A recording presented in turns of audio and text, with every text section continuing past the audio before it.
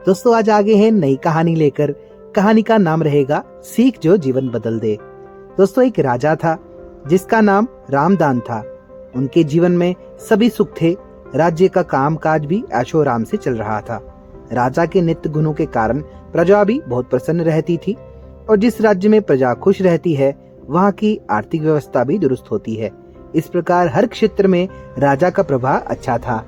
परंतु दोस्तों इतने सुखों के बाद भी राजा दुखी रहते थे क्योंकि उनकी कोई संतान नहीं थी। वह गम राजा को अंदर ही अंदर सताता रहता था। प्रजा को भी इस बात का बहुत दुख था। वर्षों के बाद राजा की यह मुराद पूरी हुई तो उसे एक पुत्र की प्राप्ति हुई। पूरे नगर में कई दिनों तक जश्न मना। नागरिकों को राजा के महल में दावत दी गई। राजा की इस खुशी से प्रजा भी झूम रही थी। दोस्तों समय बीतता जा रहा था। राजा कुमार का नाम नंद सिंह रखा गया। पूजा पाठ एवं इंतजार के बाद राजा को संतान प्राप्त हुई थी, इसलिए उसे बड़े लाड प्यार से रखा जाता था। लेकिन अत्यधिक लाड प्यार ने नंद सिंह को बहुत बिगाड़ दिया था। बचपन में तो नंद की सभी बातें दिल को लुभाती थी, पर बड़े होते होते ये बातें बदतमीजी लगने लगी। नंद बहुत ज्यादा जिद्दी हो गया था। उसके मन में अहंकार भी आ गया था। वो चाहता था कि प्रजा सदैव उसकी जय जयकार करे, उसकी प्रशंसा करे। उसकी बात ना सुनने पर वो कोलाहल मचा देता था। बेचारे सैनिकों को तो वे पैर की जूती समझता था। आए दिन उसका प्रकोप प्रजा के ऊपर उतरने लगा। वो खुद को भगवान के समान पूजता देखना चाहता था। आयु तो बहुत कम थी लेकिन अहम गुण बढ़ चुका था। दोस्तों नंद के इस व्यवहार से सभी बहुत दुखी थे। प्रजा आए दिन दरबार में नंद की शिकायतें लेकर आती थी, जिसके कारण राजा का सिर लज्जा से झुक जाता था। यह एक गंभीर विषय बन चुका था। एक दिन राजा ने सभी खास दरबारियों एवं मंत्रियों को सभा में बुलवाया और उनसे अपने दिल की बात कही कि वे राजकुमार के इस व्यवहार से अत्यंत दुखी हैं। राजकुमार इस राज्य का भविष्य हैं। अगर उनका व्यवहार यही रहा तो राज्य को खुशहाली चंद दिनों में उतर जाएगी। दरबारी राजा को सांत्वना देते हैं और कहते हैं कि आप हिम्मत रखें, वरना प्रजा निस्सहाय हो जाएगी। मंत्री ने सुझाव दिया कि राजकुमार को एक उचित मार्गदर्शन एवं सामान्य जीवन के अनुभव की जरूरत है। आप उन्हें गुरु राजा गुप्त के आश्रम भेज दीजिए। सुना है वहाँ से जानवर भी इंसान बनकर आते हैं। अरे ये बात तो राजा को बहुत पसंद आई, तो उन्होंने नंद को गुरुजी के आश्रम भेज दिया। अगले दिन राजा अपने पुत्र के साथ गुरुजी के आश्रम पहुँचे। राजा ने गुरु राधा गुप्त के साथ अकेले में बात की और नंद के विषय में सारी बातें कही। गुरुजी ने राजा को आश्वस्त किया कि वे जब भी अपने पुत्र से मिलेंगे तब उन्हें गर्व महसूस होगा। गुरुजी के ऐसे शब्द सुनकर राजा को बहुत खुशी हुई और शांति महसूस हुई और वह हर्ष से आश्रम छोड़कर राजा महल लौट आए। अगले दिन ही सब गुरु के खास चेलों द्वारा नंद को भिक्षा मांगकर खाने को कहा गया, जिसके सुनकर नंद ने साफ इनकार कर दिया। चेले ने उसे कह दिया कि अगर पेट भरना है तो भिक्षा मांगनी ही होगी और भिक्षा का समय शाम तक ही है, अन्यथा भूखा रहना पड़ेगा। नंद ने अपनी अकड़ में चेले की बात नहीं मानी और शाम होते होते उसे भूख लगने लगी, लेकिन उसे खाने को नहीं मिला। दूसरे दिन उसने भिक्षा मांगना शुरू की।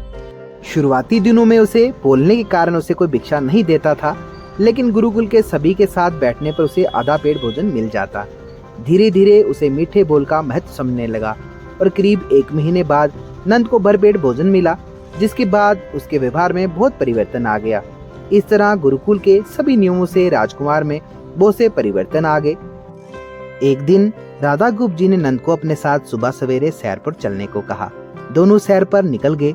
रास्ते पर बहुत बातें हुई। गुरुजी ने नंद से कहा कि तुम बहुत बुद्धिमान हो और तुम्हें बहुत अधिक ऊर्जा है, जिसका तुम्हें सही दिशा में उपयोग करना चाहिए। दोनों चलते चलते एक सुंदर बाग में पहुंच गए, जहां बहुत सुंदर फूल थे जिनसे बाग महक रहा था।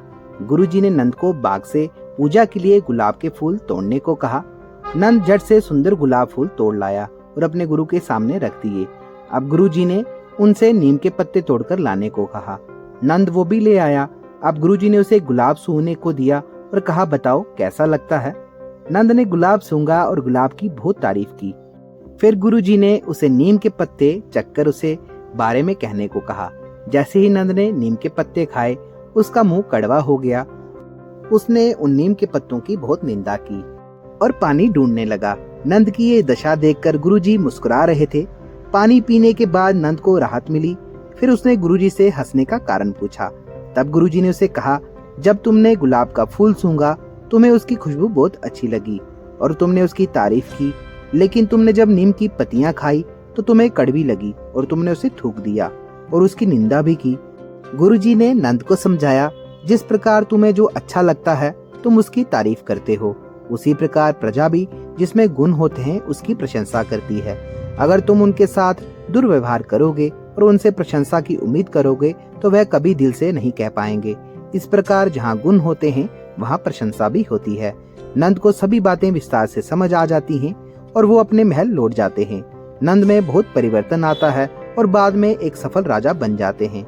दोस्तों, इस कहानी की सीख ये कहती है कि हम में गुण होंगे तो लोग हमें पसंद करेंगे, लेकिन अगर हम अवगुणी हैं तो हमें प्रशंसा कभी नहीं मिल सकती। दोस्तों, वीडियो अच्छी लगी हो तो वीडियो को लाइक, चैनल को सब्सक्राइब और कमेंट बॉक्स में अपने सुझाव जरूर दें। हमारे साथ बने रहने के लिए आपका प्रेम पूर्वक धन्यवाद। आपका समय शुभ रहे।